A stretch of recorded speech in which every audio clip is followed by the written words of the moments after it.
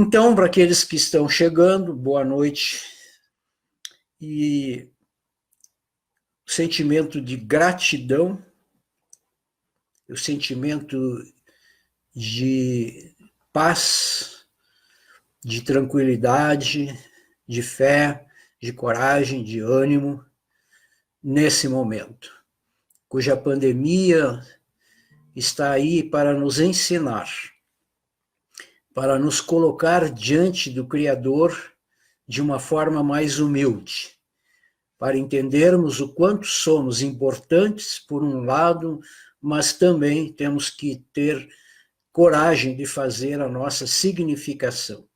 Então, que essa pandemia nos tire do nosso marasmo, às vezes, das nossas dificuldades, muitas vezes algumas picuinhas pequenas, nós ficamos já ofendidos. Então, quem sabe esse será o grande momento para aqueles que vão querer mudar, transformar, reformar-se de alguma forma. Então, eu quero agradecer aos espíritos amigos, nossos anjos de guarda, nossos familiares queridos, que vieram à casa de cada um de vocês para reforçar esse momento. O tema de hoje é um tema árido, é um tema que os livros se desdobram em termos de conteúdo. Então, eu vou começar falando, depois eu vou trazer alguma sintomatologia, alguma coisa a mais, mas eu já falei lá no Boa Nova que eu falo premissa, né? Vamos ter algumas premissas. Eu não sei o que é, mas é uma palavra que é bonita e o pessoal pensa que a gente sabe alguma coisa. Então, eu tenho uma primeira premissa, uma primeira situação que eu queria trazer para refletirmos. Depois nós vamos voltando a essa situação. Nunca vamos esquecer que quem nunca teve pânico, fobia, ansiedade generalizada, quem nunca teve pânico não sabe o que é pânico. Isso é fundamental para quem tem o pânico entender o quanto as pessoas têm dificuldade de nos ajudar a quem tem uma claustrofobia, um medo de aranha, né? Essas coisas que aparentemente para uma pessoa que tem pânico são verdadeiros monstros que aparecem no seu psiquismo, para quem não tem isso é uma bobagem. Então dá risada, não consegue ajudar, não entende. Né? Então, vejam que eu queria que a gente pudesse sair entendendo assim, pedindo aos que nunca tiveram pânico,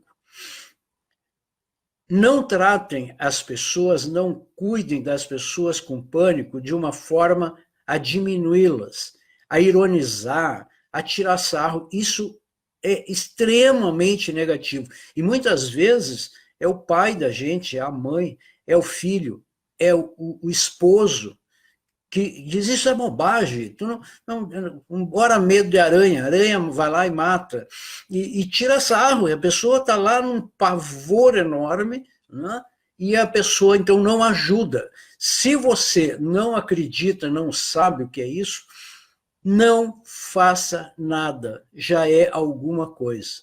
Então, a primeira situação para nós refletirmos é: quem tem pânico, não queira que os outros saibam o que é isso, quem não tem. Quem já teve outro pânico, a pessoa vai lá e abraça e fala, vamos aqui, sabe como chegar numa pessoa que está numa situação de crise, de ataque de pânico, como a gente diz.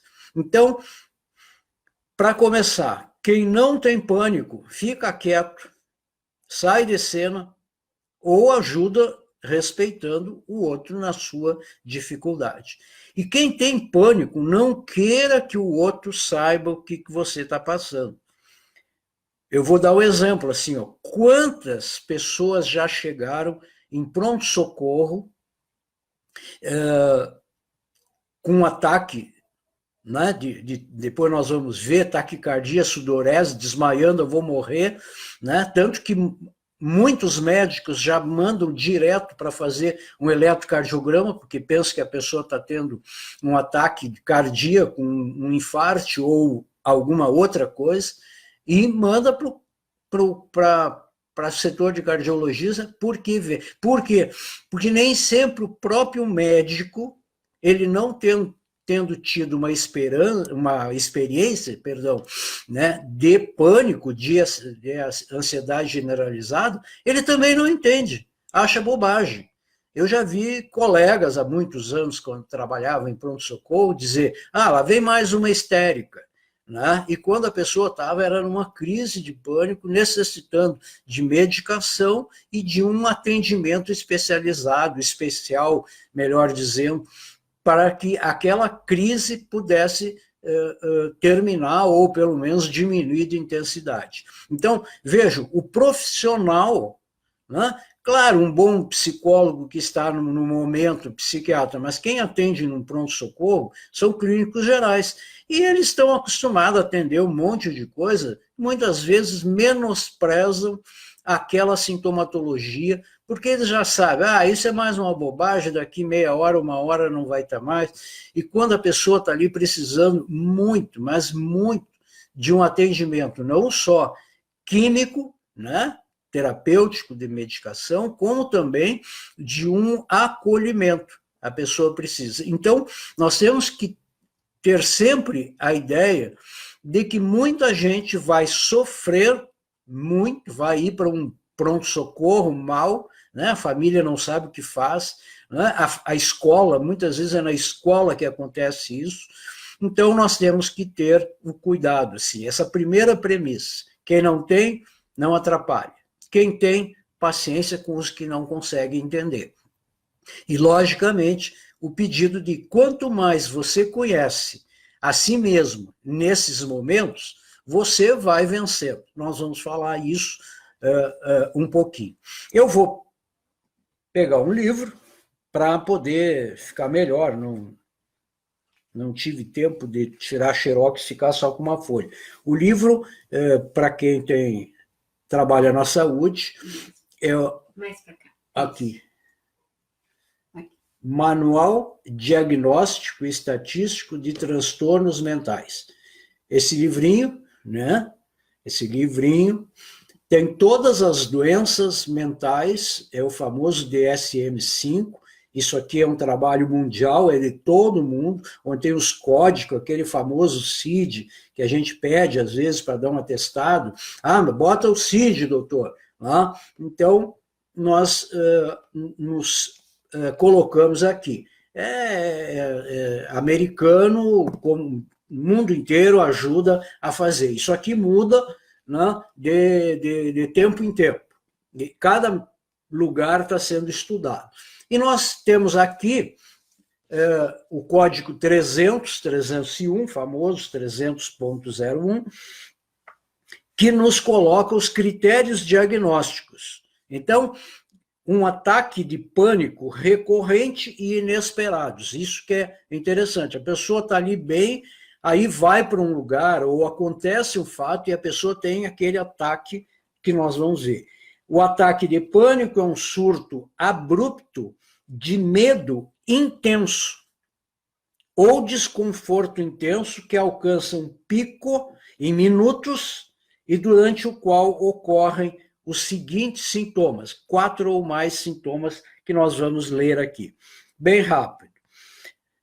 Palpitações, coração acelerado, taquicardia, sudorese, tremores ou abalos, sensações de falta de ar ou sufocamento, sensações de asfixia, dor ou desconforto torácico, náuseas ou desconforto abdominal, sensação de tontura, irritabilidade, vertigem ou desmaio, calafrios ou onda de calor, parestesia, é uma anestesia ou sensação de formigamento, desrealização, são sensações de irrealidade ou despersonalização, que é a sensação de estar distante de si mesmo.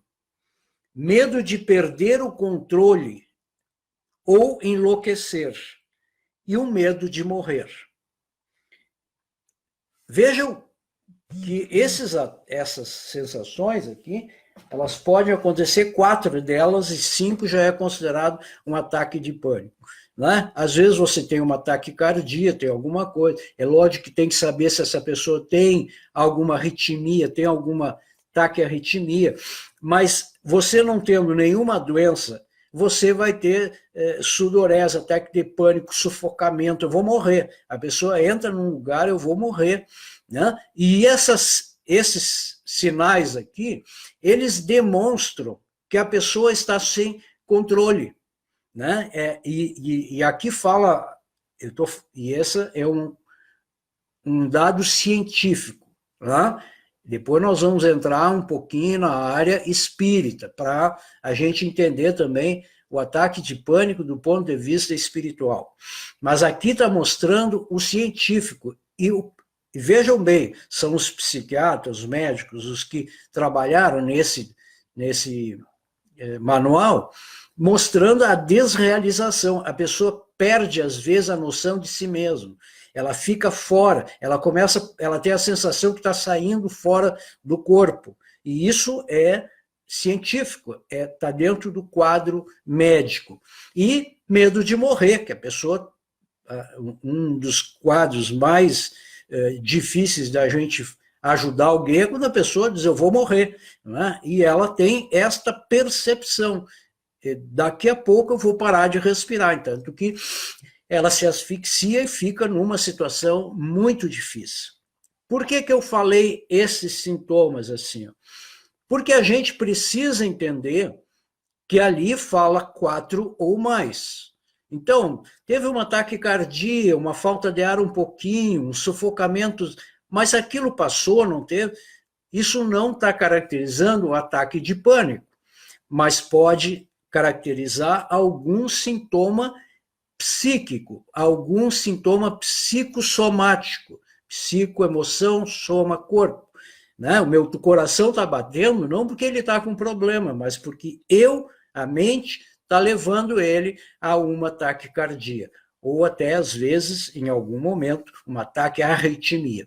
Então, esse quadro é um quadro que aparece por vários motivos. E aí, eu peço para vocês que, assim, essa palestra aqui, na verdade, é um seminário, né? Deveria, teoricamente. Então, eu vou fazer uma síntese, muitas coisas vão ficar no ar, vamos dizer assim. Mas vou ajudar vocês raciocinando. É um medo, diz ali. Esse medo pode ser real e pode ser irreal, que não existe, mas a pessoa tem o medo. Eu vou dar um exemplo. A minha primeira paciente fóbica tinha 11 anos e ela chega com uma história de medo de aranha. E ela tinha um medo de aranha que ela dormia de luz acesa, com mosquiteiro, com 2 refis de mosquito, e ainda assim a janela fechada, e ela cuidava todas as noites, 1 a 2 vezes antes de dormir, se tinha aranha por perto. A grama tinha que ser cortada, porque ela sabia que tinha aranha que vinha da grama, apesar da janela sempre fechada. O que ela começou a ter um problema social, que as colegas chamavam para junção, e ela tinha tanto medo de aranha que ela não saía de casa, a não ser para ir posar, porque podia ter aranha na casa da colega. E aí nós vemos assim, ela tinha um pavor que ela imaginava uma aranha, né? E aí a gente faz alguns testes assim, mas uma aranha aqui, mostra para ela perto das pernas dela, ela dá um pulo, um grito, né? Por mais que tu diga, não tem nenhuma aranha, a partir dali, aquela aranha virou um monstro dentro da cabecinha dela. E ela começa a ter falta de ar, ela treme, ela pede socorro, mesmo que a aranha não esteja.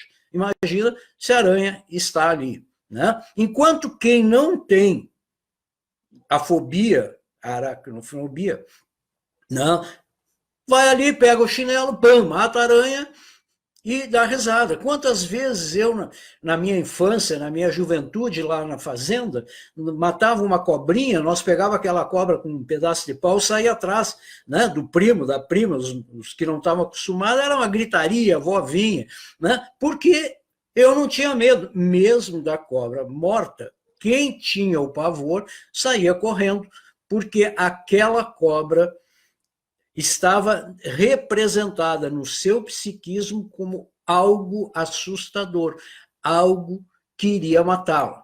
Então, é preciso que nós tenhamos cuidado em entender, existe uma situação real, né, de algum bicho, porque nós temos que diferenciar medo. Eu tenho medo de tigre. Bom, um tigre, eu tenho medo do cachorro, porque fui mordido de cachorro e tal, né? Agora, o cachorro abana o rabo e vai não sei o que, estou eu bem faceiro cuidando dele. Agora, um tigre, por que eu tenho que ter medo? Eu sei que o tigre pode me causar uma situação, mas eu olho a jaula dele, vejo que está fechada e fico tranquilo ou apreensivo. Agora, quem tem fobia por tigre, ele não consegue nem imaginar que vai entrar no zoológico para ver aquele tigre. Ele não quer ele saber, ele entra numa crise, e quantas crianças já foram obrigadas a ver isso, uma vaca, né, um animal, às vezes coisas que a gente não dá bola, uma caturrita, a criança não quer saber. Então, o medo pode ser e deve ser uma defesa para a gente. Eu não vou chegar num lugar onde tem um cachorro desse tamanho e vou abrir o portão e entrar. O medo é real e é defensivo, é a nosso favor. Agora, quando eu não entro em lugar nenhum, se tem um cachorro, eu começo a ter fobia desnecessária em algum momento. Então, nós temos que ter o cuidado de que existe, por exemplo, agorafobia, é a fobia social. São as pessoas que não conseguem andar na rua, porque tem um medo de que as pessoas possam vir falar com ela e ela não gosta disso. Então a pessoa não consegue passar pelo nosso acampamento. Ele não passa porque ele fica desconfiado, ele chega até sintomas de paranoia, né, que são coisas que complementam, pioram determinadas crises de ataque de pânico. Então, a nossa fobia social é um problema porque as pessoas não estão me avançando, não estão querendo, estão vendo, estão rindo de mim, mas eu estou criando isso dentro da cabeça. E quando eu enfrento isso, mas chega um momento, eu começo a me sentir mal, porque as pessoas estão me olhando, as pessoas estão rindo de mim, e eu entro numa crise, saio correndo, entro para dentro, peço socorro. É uma coisa bastante complicada.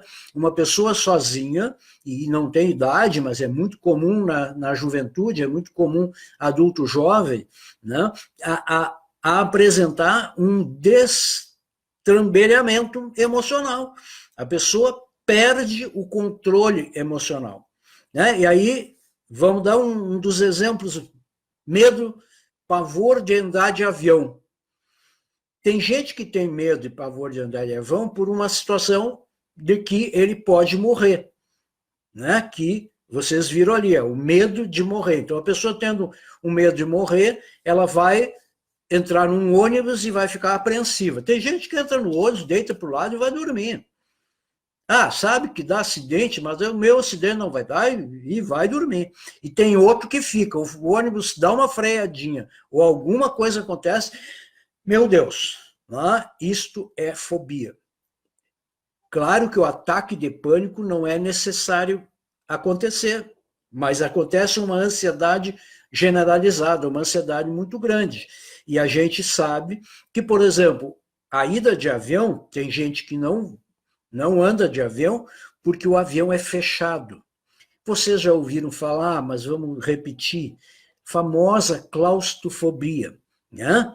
Essa fobia é fabulosa, eu tenho, né? Claustrofobia, medo de de lugares fechados. Só que é interessante que isso está na cabeça da gente. Por exemplo, tu está num ambiente pequeno, meio fechado, já está meio quente, né? Tu está ali numa boa, conversando com alguém, está lendo com outro, e daí a pouco aquele ambiente passa a ser agressivo da gente. Eu vou morrer, vai me faltar o ar. Tem lógica?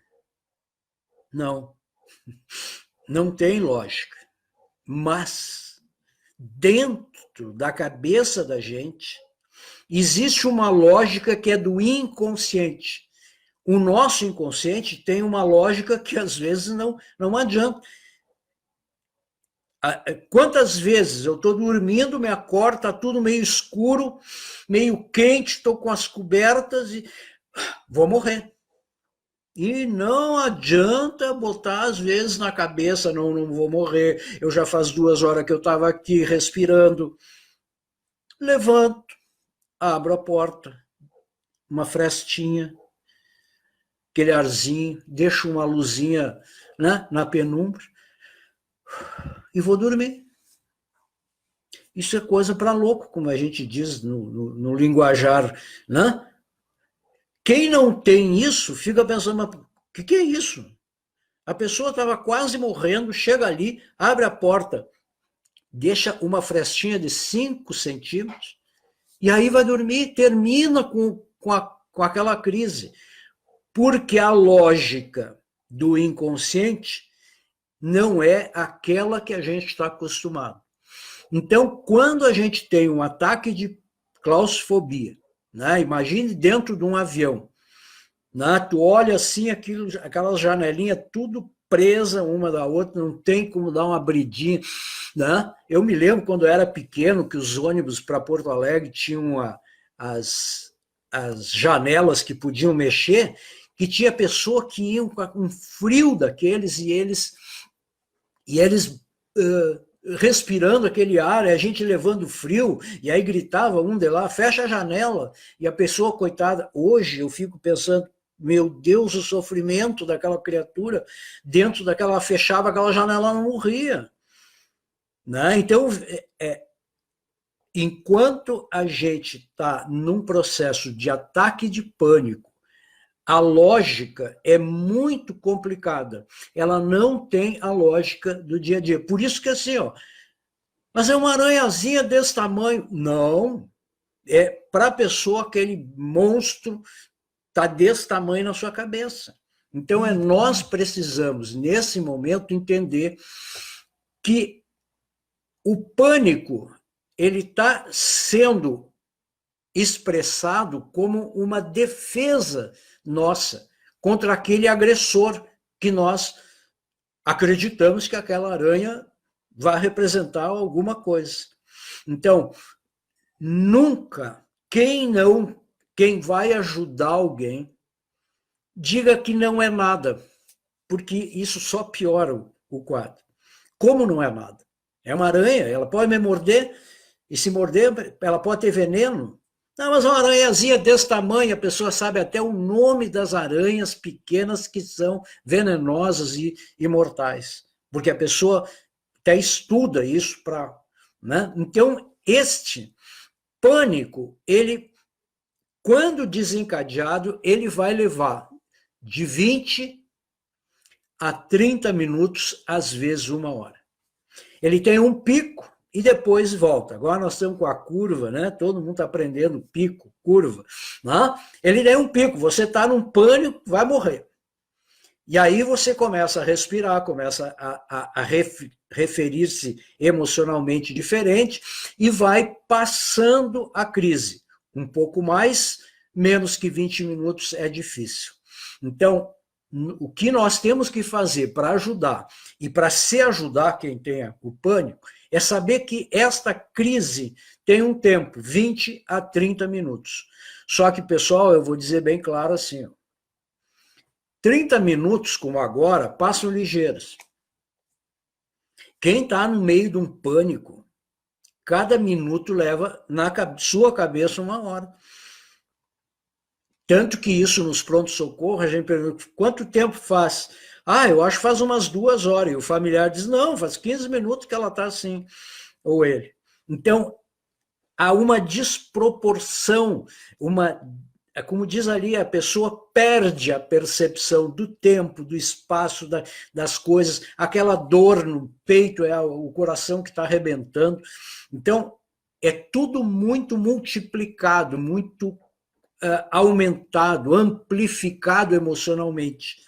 Por isso que nós precisamos tratar esse pânico, né? Então, aqui nós temos ansiedade generalizada, o pânico. Por exemplo, tem gente que tem um pânico, né, por causa de uma prova. Né?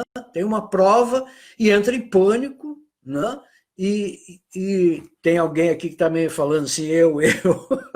Né? O meu pânico de dirigir. A Marisa, minha esposa, teve um pânico na hora de fazer a prova da carteira, e ela saiu correndo. Ela que andou de carro com a autoescola, o preceptor dela achava ela ótima, ela estava muito bem. Quando ela foi fazer o exame, foi dar uma ré, deu uma crise nela, saiu correndo. Saiu correndo, eu não vou, estou não chamando ela. E ela ficou apavorada porque ela nunca tinha tido essa. E aí como é que fica?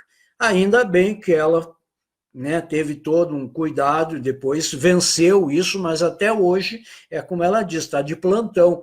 Quem tem pânico sabe, né, que está de plantão. Então, nós nunca podemos menosprezar, né, um medo, um pânico. Temos que aprender a pedir ajuda, né? E de qualquer forma, isso nos traz problema. Por exemplo, há muitos anos atrás, eu disse para a Marisa, eu vou para Porto Alegre, né? E ela disse, vai de ônibus, amor, aquela coisa assim, né? Para não ir de carro, porque eu ia sozinho. Só dela falar no ônibus, já veio para mim aquelas janelas fechadas da Planalto, né? E eu entrei, respirei e já passei mal. Eu não vivenciei a claustrofobia real, mas eu vivenciei na minha cabeça. Tive que me trabalhar e disse, não te preocupa, eu vou de carro, porque aí eu paro na Lisa Ruth, né, que a gente sempre tem a desculpa de parar na Lisa Ruth. Não, eu vou de carro. Por que de carro? Porque de carro eu nunca tinha claustrofobia no carro. Era porque o carro tu mantém aberto, tu bota vento, né? Que o vento parece uma bobagem, é um vento. Mas tu estava com ar ali dentro, como é que tu vai faltar? Então vejam que nós não podemos menosprezar um ataque de pânico, porque senão ele começa a se repetir. E isto é uma piora de um quadro. Você não sai de casa se você começa a ter determinados tipos de fobia, né? Como essa minha paciente que não conseguia socializar, ela já estava com medo de ir à aula, porque lá ela sabia, e os guri ficaram descobrindo lá, né? E já começaram a dizer que tinha aranha. Então, há uma dificuldade social, uma dificuldade emocional, né, diante daquele quadro. Então, você tem que se tratar.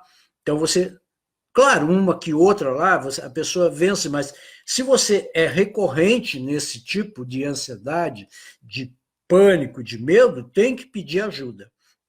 E aí nós temos assim, temos que entender que existem 3 situações para a gente pensar. A primeira tem que alguém da área da saúde mental, psicólogo, psiquiatra e um bom clínico geral, um generalista, que muitas vezes lida nos postos de saúde, aprende, fez estudo e sabe fazer diagnóstico, sabe acolher a pessoa, né? para que essa pessoa possa receber o diagnóstico, porque existem nuances. Eu aqui não estou entrando nas nossas neuroses, nossas psicoses, nossas paranoia, que complica, depressão. A pessoa começa a não sair de casa, não consegue dirigir, ela começa a entrar em depressão. Eu não presto, eu preciso fazer e não consigo. Então, vejam que há uma associação de sintomas e de doenças emocionais para piorar o quadro. A gente sempre diz que doença mental não vem sozinha, vem combo. Né? Tu fica ansioso, depressivo, tem pânico, tem mais paranoia. Quer dizer, daí aquele monte de remédio que às vezes o pessoal reclama. Então, o diagnóstico deve ser feito a partir, né, de um profissional. Ele vai fazer, não, você tem isso. Às vezes ele pergunta 3, 4 coisas e já caracteriza, né, o quadro. E a partir do diagnóstico é que vai haver o primeiro tratamento, que é um tratamento respeitando cada profissional, né?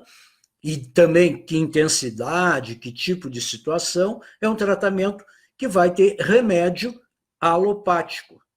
Pode dar homeopatia, pode tomar florais, pode tomar um monte de coisa, mas o tratamento para um ataque de pânico deve ser pensado em termos de medicação alopática. Não se brinca de pânico, não se brinca de remédios assim. A pessoa tem que aprender a tomar o remédio, aprender, inclusive, a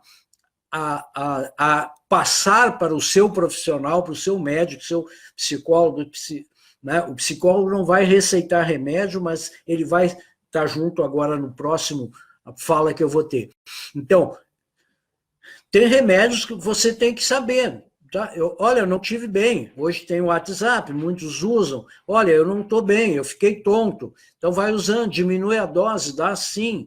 Né? A gente tem que ir tratando. Não existe tratamento para doença mental, a não ser as crônicas, tipo esquizofrenia, bipolaridade, depressão crônica, que aí tu toma lá aquele remédio e não para nunca. Mesmo assim, eu acho que tem que sempre estar vendo com o médico. Aumenta, diminui, porque tem gente tomando, né, fluoxetina 10 miligramas. Toma um copo d'água, é quase a mesma coisa. Tem que tomar remédio certo. Ah, mas faz mal, não sei o quê. Que isso? Se fizesse mal, a humanidade estaria hoje tudo um problema.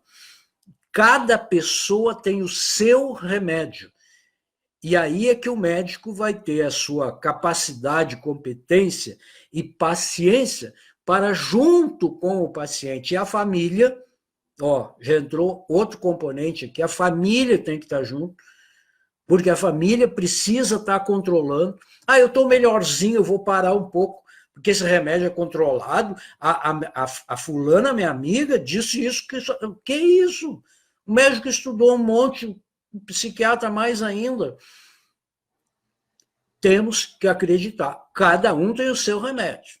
E aí, graças a Deus, tem remédio hoje para tudo que é coisa. E para cada situação tem bastante. Então, cada um vai achar o seu medicamento. E esse medicamento vai ser trabalhado com o seu profissional. Então, diagnóstico, profissional, medicamento, pode. Ah, posso tomar homeopatia? Pode. Não tem problema nenhum, de preferência com médico homeopata, melhor ainda, né? Com alguém que entende. E agora entra a função do psicólogo.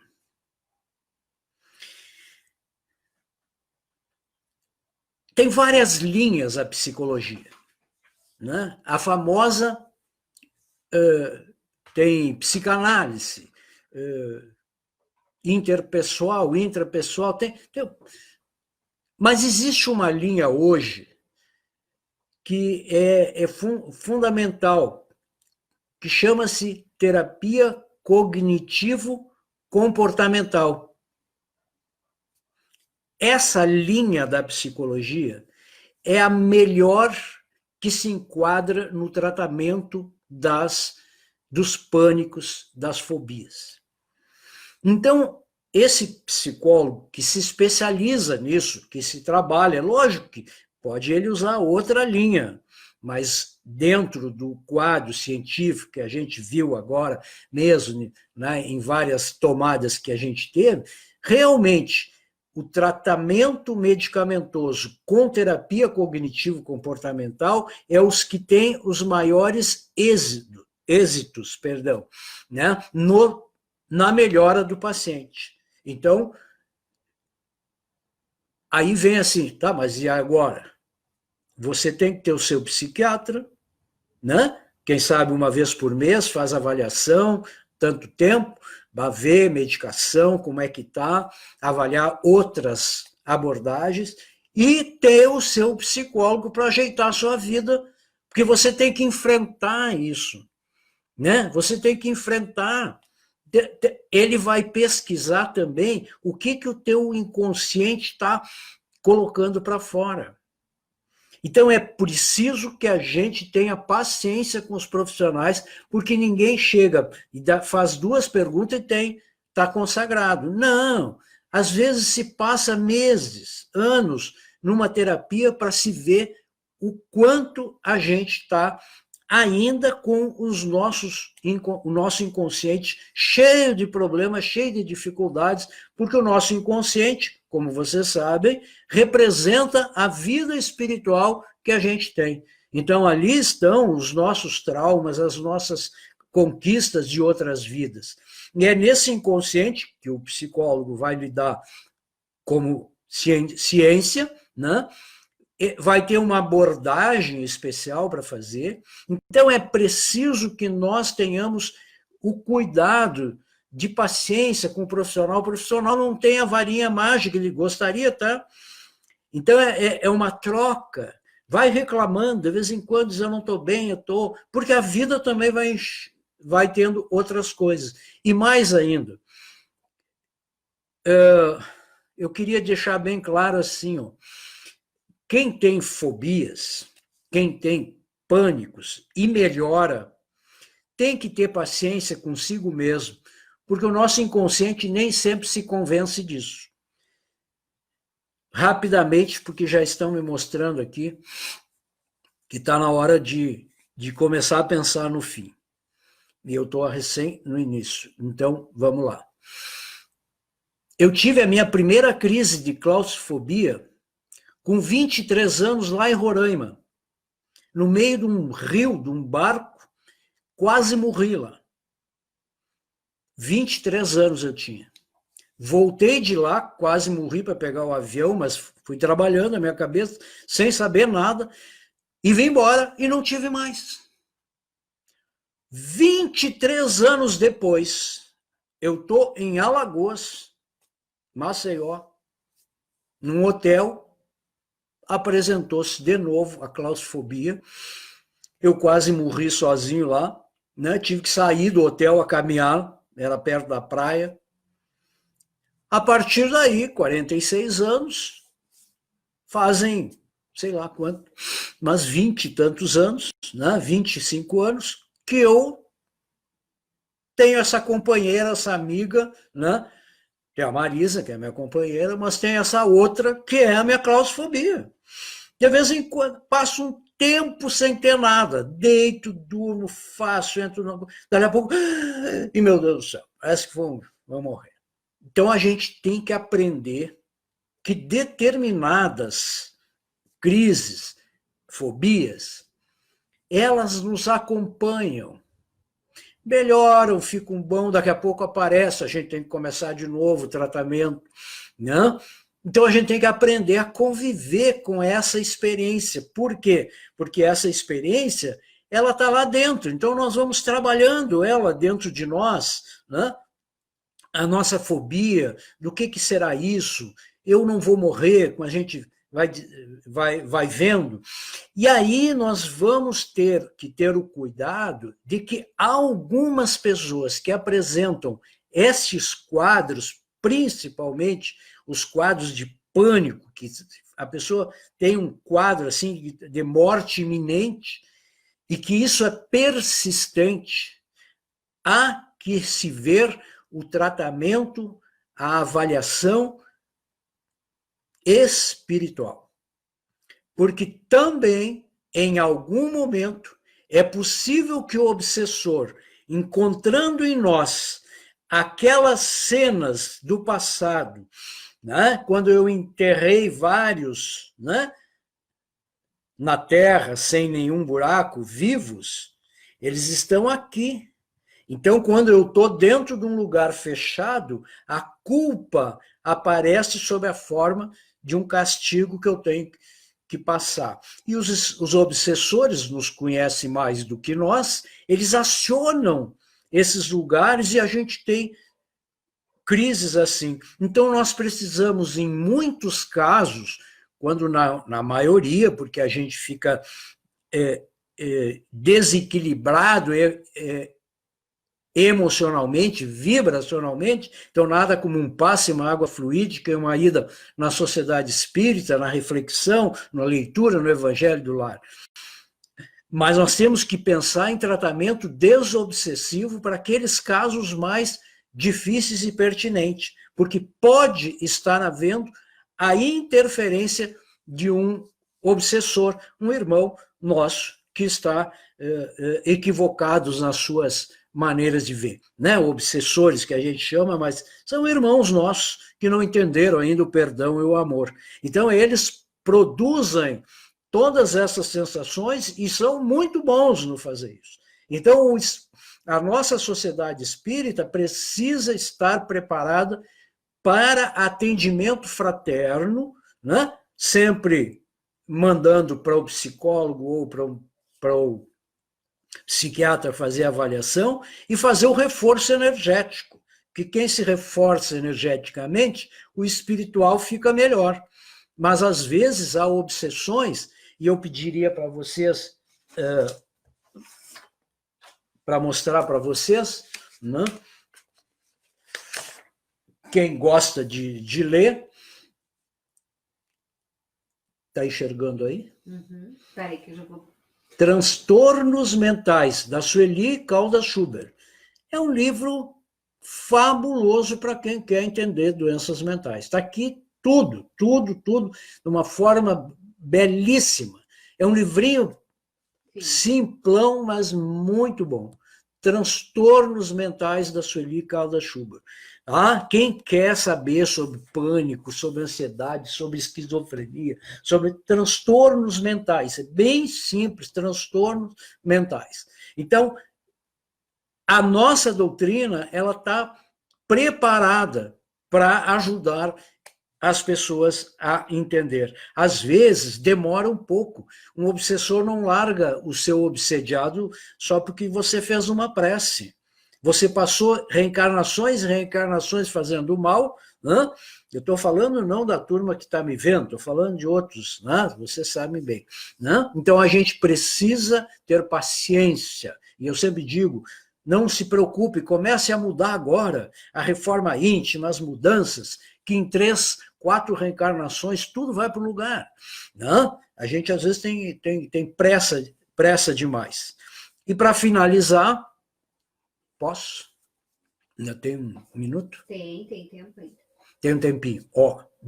Eu queria fechar, porque eu falei daquela minha... 5 minutos. Aquela minha paciente, e vocês viram que eu fui falando, mas agora eu quero falar também da felicidade que a gente teve. Né? A gente trabalhou muito um pouco dessas necessidades dela,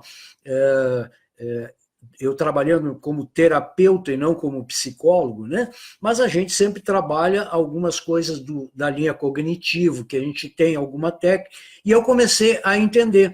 E aí eu começava perguntando para ela, por que a aranha? Mas o que a aranha vai te fazer? Não, a aranha pica e ela cria uma infecção. Eu disse, mas essa mordida dói ali, passa. Ela diz, não, mas pode criar uma infecção e dar uma septicemia e a gente morre.